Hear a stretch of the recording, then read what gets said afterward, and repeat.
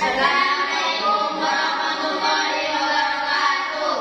Kami dari kelompok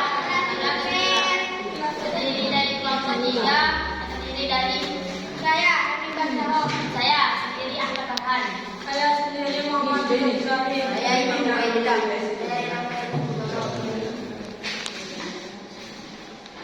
akan mempresentasikan tugas IPS 2 dengan judul menjelaskan potensi sumber daya alam berupa sumber daya tambang di Indonesia.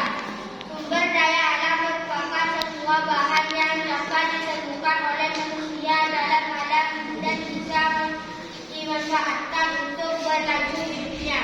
Bagi manusia, sumber daya alam pada dasarnya adalah hal kepentingan yang berupa benda hidup hayati maupun benda mati non hayati.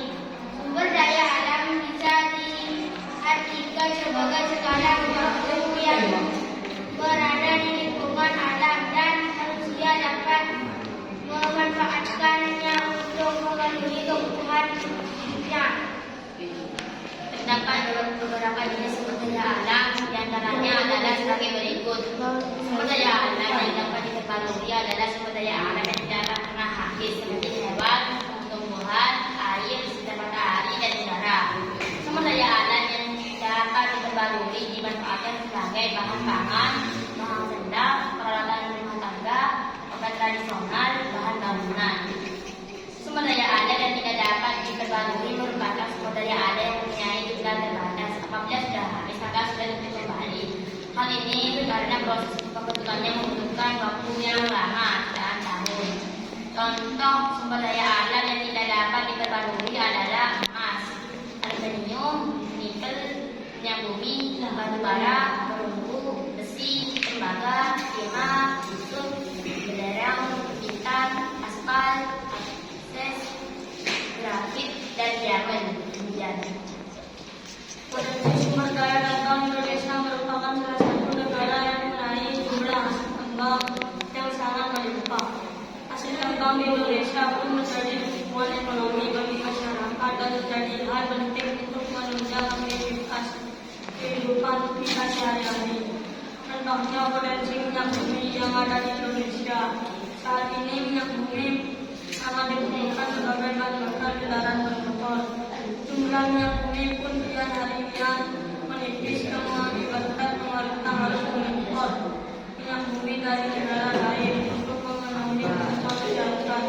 Tak hanya digunakan sebagai bahan bakar saja, minyak bumi juga masih dipakai oleh pemerintah untuk menjalankan pembangkit listrik. Potensi hasil tambang lainnya yaitu gas alam. Jumlah gas alam di Indonesia masih terbilang banyak, bahkan Indonesia menjadi negara dengan ekspor gas alam terbesar saat ini.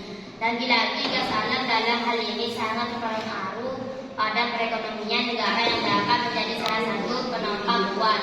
Selain itu, negara kita juga mendapatkan potensi yang cukup besar dari batu bara. Batu bara sangat penting untuk menjalankan pembangkit listrik dan juga dapat digunakan sebagai bahan bakar untuk memasak.